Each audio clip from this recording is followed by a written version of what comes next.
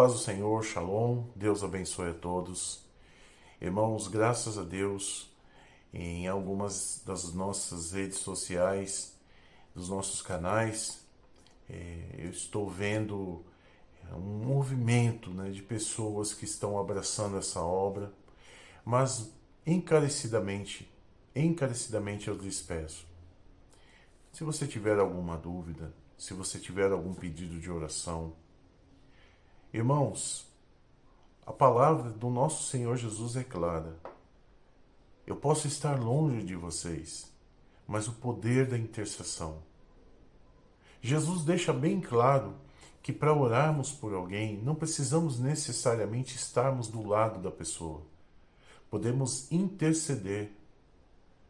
Para isto, basta o nome da pessoa, uma peça de roupa, uma fotografia. É o suficiente para apresentarmos a Deus e fazermos uma oração. Já nesse canal você tem a oportunidade de aqui fazer um breve pedido de oração ou colocar o nome de alguma pessoa que você gostaria que fizéssemos essa oração. Irmãos, essa é a continuidade da obra que começa nesse canal. Nos ajude. Se você tem concordado, se você tem visto uma direção nesse canal, dê um glória a Deus, dê um aleluia, dê um amém. Nós precisamos ter esses sinais para saber que essa direção ela está condizente com o caminho que vocês têm buscado aqui. Nos ajude. Isso me ajuda a crescer em direção à obra, em direção a Deus. Amém? Vamos à meditação de hoje? Está no livro de Provérbios, capítulo 15, versículo 13, que diz assim: O coração alegre aformoseia o rosto, mas com a tristeza do coração o espírito se abate. Irmãos, isso é uma verdade. Como você consegue disfarçar outros sentimentos, outras emoções? Vamos supor que hoje você teve um dia maravilhoso, mas você é uma pessoa mais centrada, uma pessoa mais introspectiva, mas você está feliz, mas você fica sereno, fica calmo. E muitas vezes você está com raiva de alguma coisa, mas mesmo assim você consegue manter a serenidade. Mas a tristeza não. De todos os sentimentos, a tristeza, ela quando vem, ela literalmente, ela fica estampada não só sobre o nosso rosto, mas sobre o nosso ser. Quando as pessoas olham para uma pessoa triste, não é apenas o semblante, mas a maneira como a pessoa fala, a pessoa anda, a pessoa se porta de uma maneira triste. Mas eu posso dizer algo a vocês, existe um paradoxo muito interessante em relação a isso na Bíblia. A palavra do Senhor diz que há mais sinceridade na casa onde há luto do que na casa onde há banquete impetuoso. Isso está no livro de Eclesiastes. Irmãos, vamos pensar assim. Quando nós estamos entorpecidos pela alegria, pela raiva, você consegue nesse momento de euforia ter um pensamento que possa lhe ajudar, um pensamento que venha traduzir o que você precisa naquela hora? Eu vou dar um exemplo para vocês. Quando vocês oram, tristes, quando vocês estão abatidos por alguma coisa, a oração, além de ser uma oração um pouco mais longa, é uma oração sincera. Você está falando para Deus exatamente aquilo que você está passando.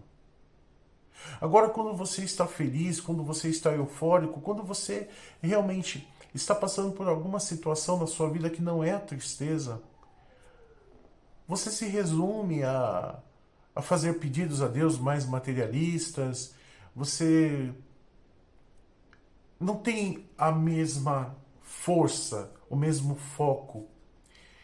Eu diria que a tristeza, ela funciona como um moderador de outras emoções. A tristeza serve exatamente para nos colocar no chão. Porque quando ficamos entorpecidos por outros sentimentos, como alegria, raiva, medo, nós ficamos cegos. Mas quando a tristeza vem, imagine um momento de luto. As pessoas que estão ali naquele momento, elas estão refletindo sobre suas vidas, sobre as situações que passaram. Elas não estão pensando apenas no ente perdido, mas é um aglomerado de emoções e de pensamentos naquela hora. Mas eu posso dizer a você, muito claro, muito claro. Mais claro do que se você estivesse tendo esse pensamento com raiva, ou se você estivesse com muita alegria, ou tivesse realmente com muito medo de alguma coisa. Quando você está triste, há clareza de pensamentos. E até entendo realmente o porquê Deus diz isso. Que Ele vê mais sinceridade na casa onde há luto do que uma casa onde há banquete. Porque as pessoas ali no banquete, as pessoas, elas simplesmente, elas mascaram. Se gostam de alguém, se não gostam, se estão com raiva, se não estão, se estão felizes ou não. Elas estão ali banqueteando e vivendo aquele momento e só. Mas que algo construtivo há nisso? É só um momento. Mas a tristeza não. A tristeza, ela vem muitas vezes como uma alavanca para uma mudança em nossas vidas. É quando literalmente chegamos, né, a essa expressão muito falada no mundo, né, quando chegamos ao final do poço, diria assim, quando a sua tristeza literalmente acentuou, ela chegou ao fundo. Ali você precisa tomar uma posição na sua vida.